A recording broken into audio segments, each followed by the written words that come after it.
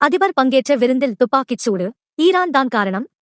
Trump சொன்ன உண்மை. அமெரிக்காவின் வாஷிங்டனில் உள்ள வாஷிங்டன் ஹில்டன் ஹோட்டலில் சனிக்கிழமை வெள்ளை மாளிகை பத்திரிகையாளர்கள் சங்கத்தின் இரவு விருந்து நிகழ்ச்சி நடைபெற்றது. இந்நிகழ்ச்சியின் போது திடீரென துப்பாக்கிச் சூடு சத்தம் கேட்டதால் பெரும் பரபரப்பு ஏற்பட்டது.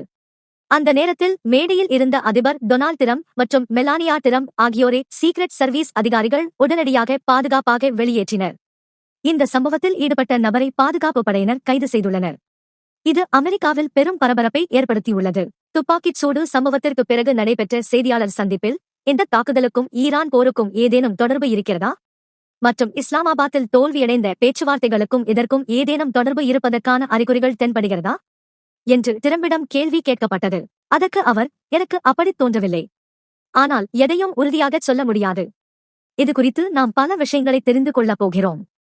இச்சம்பவம் தொடர்பாக உலகின் மிகச் சிறந்த நபர்கள் தீவிரமாக பணியாற்றி வருகிறார்கள். ஈரானுடனான போரில் வெற்றி பெறுவதிலிருந்து இது என்னை தடுத்து நிறுத்தப் போவதில்லை. இந்த தாக்குதல் முயற்சிக்கும் ஈரான் போருக்கும் ஏதேனும் தொடர்பு இருக்கிறதா என்று எனக்கு தெரியவில்லை. தற்போது நமக்கு தெரிந்த தகவல்களின் அடிப்படையில் பார்த்தால் எனக்கு அப்படி தோன்றவில்லை என்றார். மேலும் அவர்கள் எங்களுக்கு ஒரு அறிக்கையை அளித்தனர். அது இன்னும் சிறப்பாக இருந்திருக்கலாம். சுவாரஸ்யமான விஷயம் என்னவென்றால், நான் அதை ரத்து செய்த அடுத்த 10 நிமிடங்களிலேயே மிகச் சிறந்த அம்சங்களுடன் கூடிய ஒரு புதிய அறிக்கையை அவர்கள் எங்களுக்கு வழங்கினார்கள். இனி நாங்கள் தொலைபேசி வாயிலாகவே கையாள்வோம். அவர்கள் எப்போது வேண்டுமானாலும் எங்களை அழைக்கலாம்.